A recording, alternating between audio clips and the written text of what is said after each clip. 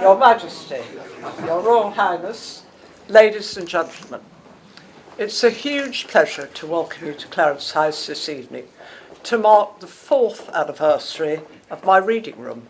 No trumpets, no balcony, no press releases. Yet history shifted under candlelight. Deep within the ancient stone walls of Windsor Castle, something happened that the world wasn't meant to see. While cameras focused elsewhere and the public remained blissfully unaware, a ceremony unfolded that would forever alter the future of the British monarchy. This wasn't announced in the Times. There were no crowds gathered outside palace gates. No official photographs were released to mark the occasion. But make no mistake, what transpired in those hallowed halls was nothing short of revolutionary. A secret anointing, a spiritual coronation, a symbolic passing of power that bypassed every constitutional tradition and spoke directly to something far more powerful than law: legitimacy in the eyes of history itself. Catherine, Princess of Wales, was crowned, not with gold and jewels, not with parliamentary approval, but with holy oil and whispered prayers that echoed the very words once spoken over Queen Elizabeth II herself. And Queen Camilla? She wasn't there. She didn't know. Not until it was far too late. When she finally discovered what had happened in her absence, her reaction wasn't the composed, measured response of a queen consort trained in royal restraint. It was explosive, raw, human in a way the palace walls rarely witness. Because in that single moment, Camilla realized a devastating truth. She might wear the crown, but Catherine had claimed something infinitely more valuable: the people's heart, the future's blessing, and the monarchy's soul. So here's the question that now haunts every corridor of Buckingham Palace, whispered behind closed doors by aides and advisors who understand what this truly means. Did the Princess of Wales just become the real queen, not by law, but by destiny? And if so, what happens to the woman who thought she'd finally won her place in history? The answer is more dramatic than you could possibly imagine. Picture this: Windsor Castle at twilight, its ancient walls holding secrets that span nearly a millennium.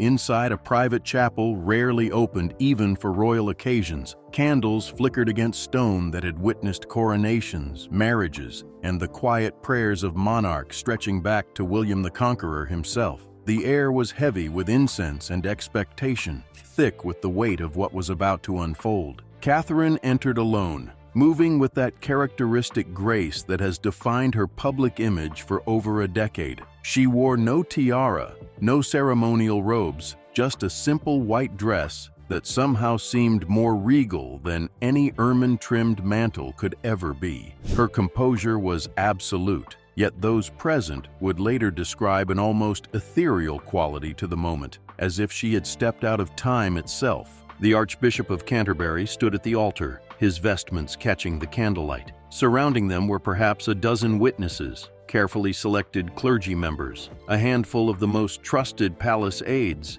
and Prince William himself, standing as both husband and future king. Their faces reflected a mixture of reverence and awe, understanding that they were participating in something that would ripple through generations yet unborn. This was not a constitutional coronation. No parliament sanctioned it. No government ministers observed it. Yet in the symbolism-soaked world of monarchy, where ritual carries the weight of reality, this ceremony held profound significance. The anointing oil used was drawn from the same sacred vial that had touched Elizabeth II's forehead. The prayers spoken were those reserved for the consecration of sovereigns. Every gesture, every word, echoed centuries of tradition while simultaneously breaking with protocol in the most dramatic fashion imaginable. But here's what made this moment truly revolutionary. Where the official coronation had featured orbs and scepters and imperial regalia, this ceremony was adorned with Diana's lilies. White blooms that had once graced the altar at another princess's funeral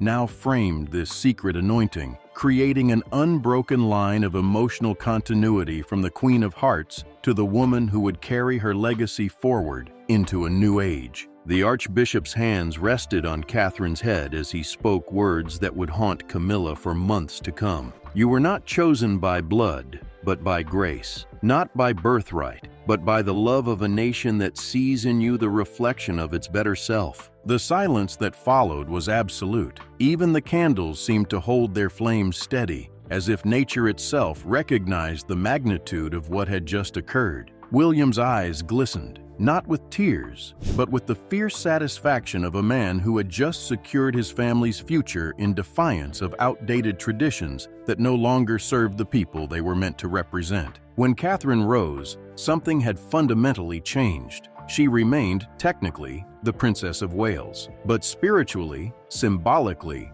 in the ways that truly matter to an institution built on mystique and public devotion, she had become what many already believed her to be, the true queen of the modern British monarchy. The torch had been passed, not through death or abdication, but through deliberate, decisive action that prioritized the monarchy's survival over the comfort of those who had finally, painfully, clawed their way to its summit. Camilla didn't learn about the ceremony from her husband. She didn't hear it from William or Catherine directly. Instead, a terrified assistant, pale-faced and stammering, approached her 3 days later with rumors that had begun circulating among the palace staff. At first, she dismissed it as palace gossip, the kind of wild speculation that frequently swirls through the ancient corridors of royal residences. But as more details emerged, as more staff members avoided her gaze, as the whispers grew too consistent to ignore, the truth became undeniable. And in that moment of realization, something inside Camilla shattered with the same finality as the teacup she hurled against the wall of her private sitting room.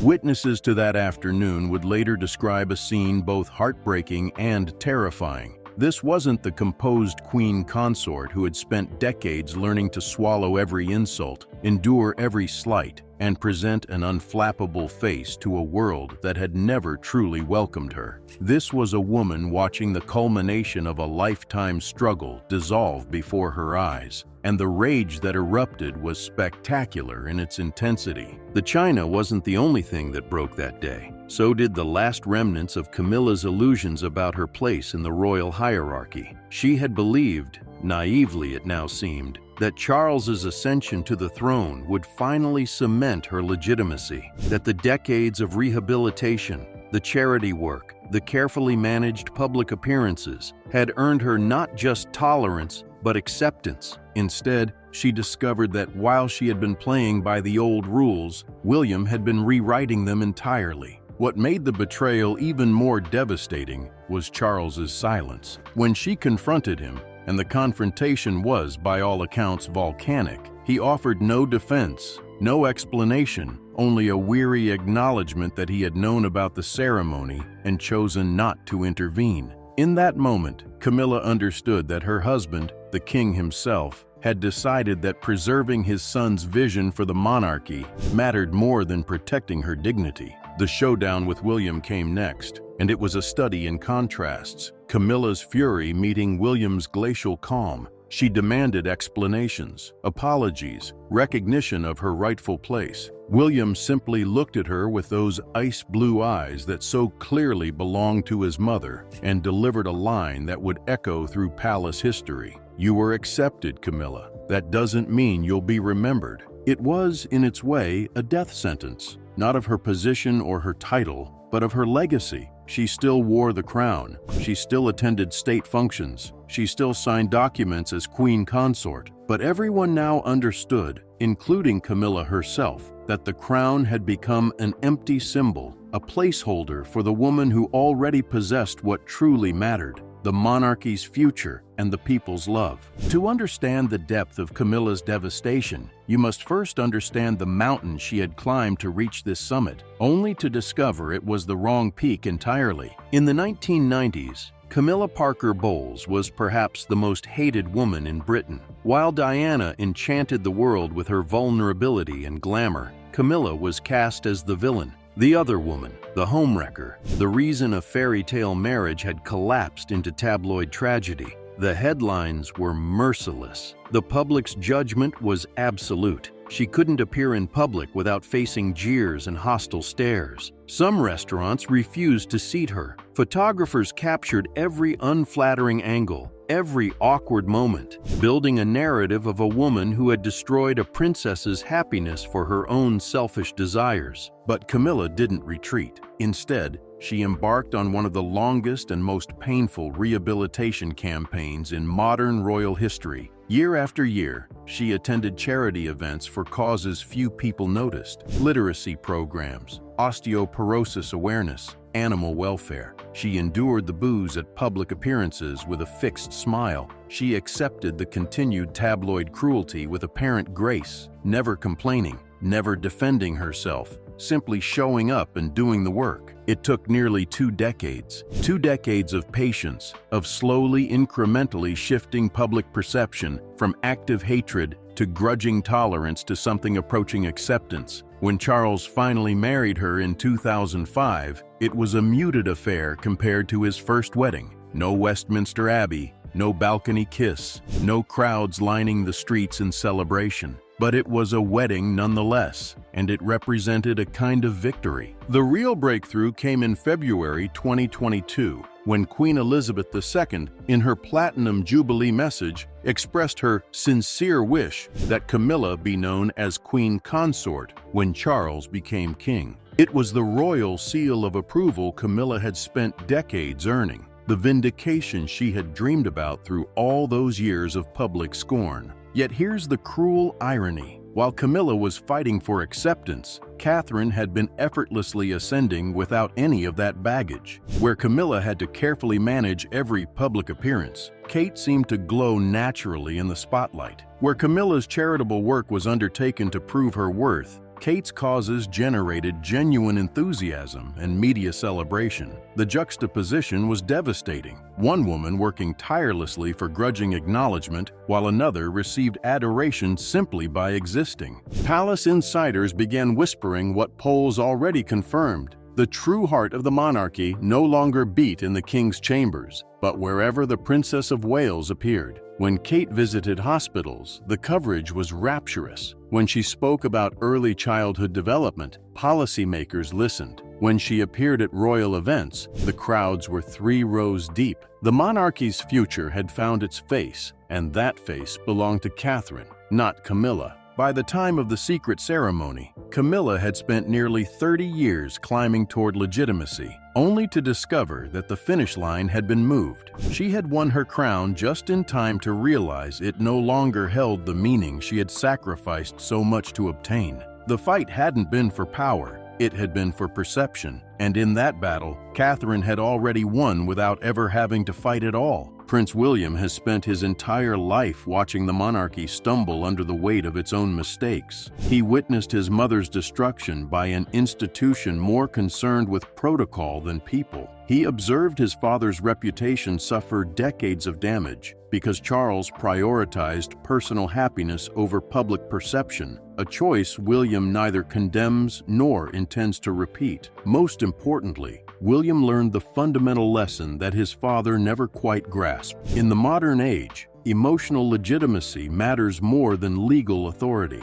The secret ceremony wasn't an impulsive act of rebellion, it was the culmination of years of strategic planning, a carefully orchestrated move in William's long-term vision for a reformed monarchy. He understood something crucial that previous generations had missed. The British public doesn't need the monarchy to survive, but the monarchy desperately needs the public's approval to justify its existence, and that approval, in an age of radical transparency and declining deference, can no longer be commanded. It must be earned constantly through genuine connection and visible relevance. William's strategy has unfolded with remarkable subtlety. He systematically reduced the pomp and circumstance that makes the monarchy seem disconnected from ordinary life. He's refocused royal communications away from ceremonial tradition toward tangible social impact. Most significantly, he's positioned Catherine as the emotional center of the institution,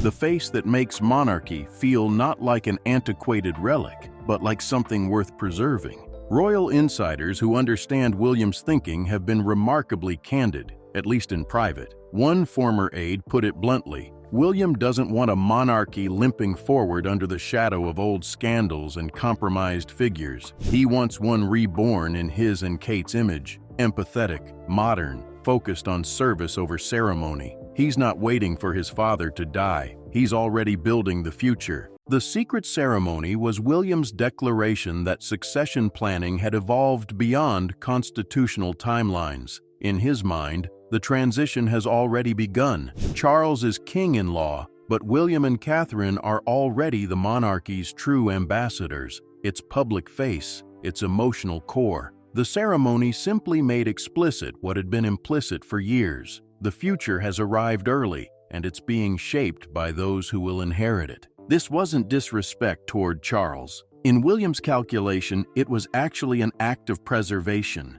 ensuring that when his father's reign ends, the monarchy doesn't experience another crisis of legitimacy like the one that followed Diana's death. By establishing Catherine's symbolic supremacy now, William is securing the institution's survival against the inevitable challenges of the coming decades. Because in the age of social media, streaming services, and radical democratization of information, the real crown isn't made of gold. It's woven from public devotion, viral moments of genuine connection, and the intangible sense that these people somehow represent the best of who we want to be. Let's return to that chapel, to that moment suspended between tradition and transformation, and examine what truly happened when Catherine accepted her destiny. She entered through a side door that had admitted queens and princes for centuries, her footsteps echoing softly on ancient stone, worn smooth by generations of royal feet. The candlelight cast shadows that seemed to dance with the weight of history itself,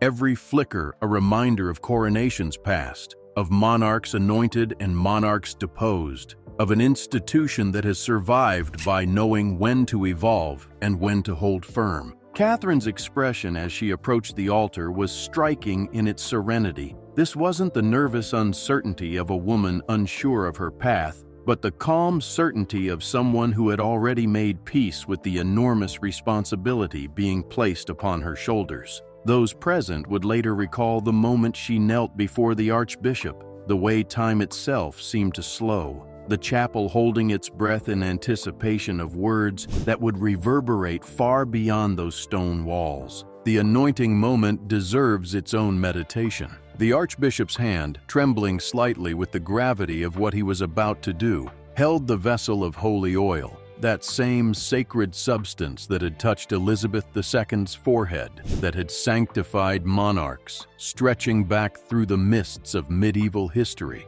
When the single drop made contact with Catherine's skin, glistening under candlelight like a tiny star, it created a connection not just to the immediate past, but to the unbroken chain of British sovereignty itself. The prayers spoken over her were not modern compositions crafted for contemporary sensibilities. They were the ancient words reserved for the consecration of sovereigns, unchanged for centuries, because their power lies precisely in their continuity. By this holy unction and his own gracious blessing, may you be endowed with wisdom and strength to serve your people. Each phrase carried the accumulated weight of every coronation that had preceded it, transforming this unauthorized ceremony into something that felt, paradoxically, more legitimate than many official rituals. What made the scene even more extraordinary was the deliberate absence. Charles and Camilla were not invited, not informed, not given the opportunity to object or participate. This wasn't merely a slight, it was a statement. The future of the monarchy was being decided by those who would inherit it, without consultation with those who currently held its formal authority. When Catherine rose, no crown was placed on her head, no orb or scepter was pressed into her hands. Yet everyone in that chapel understood that something had been transferred nonetheless, not the symbols of power, but its essence. The crown may still sit on Camilla's head in official portraits and state occasions, but the halo, that intangible aura of destiny and divine right that monarchy has always claimed, now rested firmly on Catherine's. The aftermath of the secret ceremony revealed a fracture in the royal family that no amount of public unity could fully conceal. Windsor Castle, Buckingham Palace, Kensington Palace, all began operating less like parts of a unified institution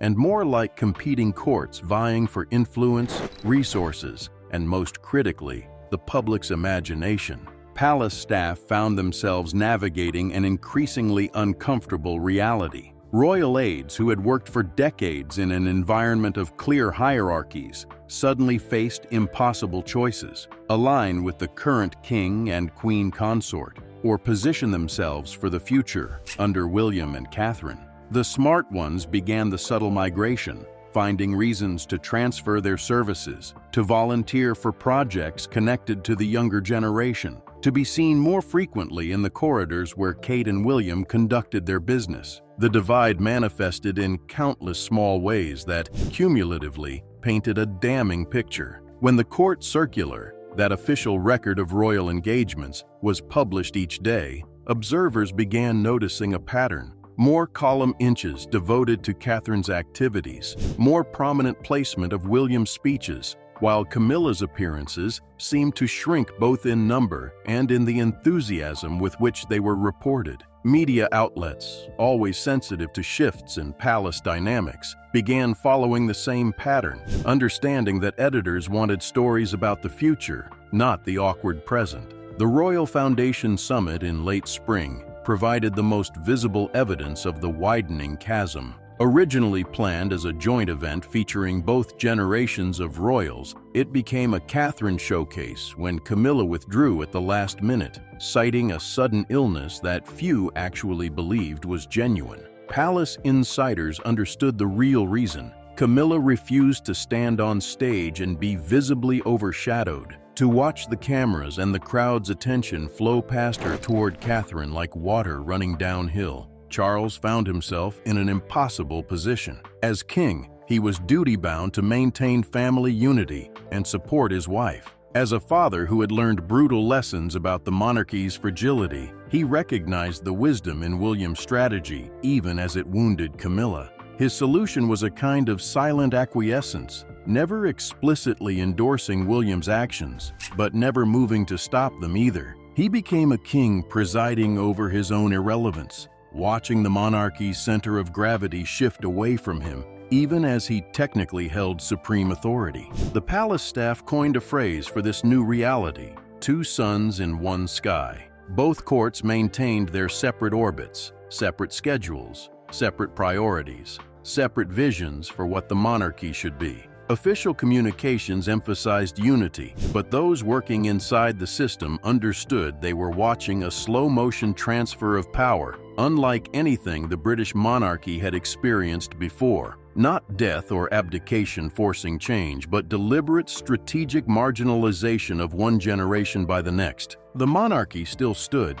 Its walls hadn't crumbled. Its ceremonies continued with appropriate pomp. But the palace had begun to echo with a new name, spoken with reverence and expectation that Camilla's name had never quite achieved: Catherine. And everyone, from the most senior advisor to the newest footman, understood what that shift meant for the institution's future. In the months following the secret ceremony, visitors to the palace began noticing something subtle but unmistakable about Queen Camilla. She still attended events, still performed her duties with the professionalism honed over decades of public life. But there was a quality about her presence that had changed, a sense that she was moving through spaces that no longer quite belonged to her, walking corridors that had begun echoing with someone else's footsteps. She would pause sometimes in front of portraits of queens past, studying their faces with an intensity that suggested she was searching for something, perhaps reassurance,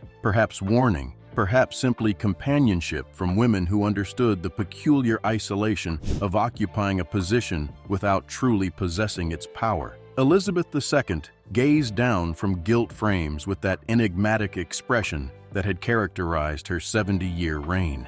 Victoria stared from her canvas with the certainty of an empress who had defined an entire age, and Camilla would stand before them, a queen in title, but increasingly a footnote in history. The contrast between her public image and private pain had become almost unbearable. She wore the jewels, performed the ceremonies, signed the documents with Camilla R. in that carefully practiced royal hand. She smiled for photographs and delivered speeches about causes she genuinely cared about. but those close to her recognized the performance for what it was, a woman going through motions that had lost their meaning, maintaining appearances in an institution that had quietly moved on without her. Because here's the devastating truth that Camilla had come to understand. She is still the queen, but she is no longer the story. When historians write about this era, her name will appear in footnotes, a transitional figure between the beloved Elizabeth and the transformative Catherine.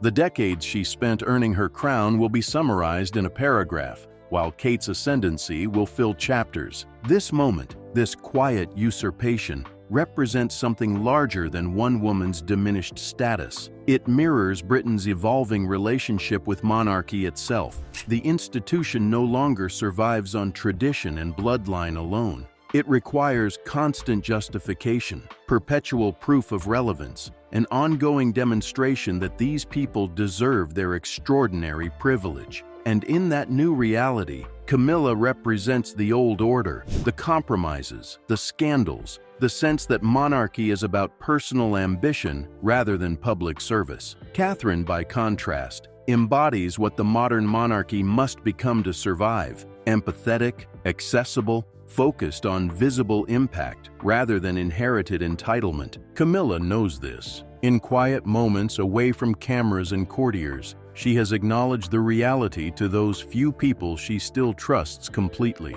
She understands that she's witnessing the handover of history, watching the institution she fought so hard to join evolve into something that no longer quite has room for her at its center. Her crown still gleams under the chandeliers at state dinners, but the light no longer belongs to her. It has moved on to illuminate someone else's future. And perhaps there's a certain poetic justice in this outcome. The monarchy that Diana loved and was destroyed by has found its redemption through Diana's daughter-in-law. The Queen of Hearts, who died before she could see her sons become the men they've become, would perhaps recognize in Catherine the grace she hoped to embody, the connection to ordinary people she fought to maintain, the modern relevance she believed monarchy could achieve if only it would evolve. The story that began with Diana's wedding, that spectacular fairy tale that curdled into tragedy, has come full circle. The monarchy stands at a crossroads, choosing its future with deliberate intention rather than waiting for death or scandal to force change upon it. And at that crossroads stands Catherine, not crowned by Parliament or celebrated with national spectacle, but anointed with holy oil by those who understand that sometimes the most important revolutions happen in silence. So here's the question this extraordinary tale leaves us with. Do you believe Catherine is already the true queen in spirit? Has the monarchy's heart already moved to Kensington Palace, leaving only the formality of titles and constitutional protocol at Buckingham? And most intriguingly, when history looks back at this moment, will they see a secret ceremony in a candlelit chapel as the true coronation, the one that actually mattered? A monarchy doesn't always change with death or abdication. Sometimes it shifts under candlelight, witnessed by a handful of believers who understand that symbols shape reality far more than laws ever could. The crown still sits on Camilla's head in official portraits, but destiny, that intangible force that determines not just who rules, but who is remembered, has already made its choice. The future arrived early. It wore a simple white dress and knelt before an archbishop who spoke words reserved for sovereigns. And somewhere in Windsor Castle, a queen who fought for 30 years to earn her crown discovered that she had won the title just in time to lose everything it was meant to represent. History will remember this moment, not for what was announced, but for what changed in silence. Not for the crown that was worn, but for the one that was passed. And Catherine, once a commoner from Berkshire who fell in love with a prince, will be remembered as the woman who became queen before she was ever crowned, who earned her throne not through birthright or marriage, but through the far more powerful currency of a nation's love. Tell us what you think in the comments below. Is Catherine already the real queen in everything but name? And what do you think happens next as this extraordinary drama continues to unfold behind palace walls?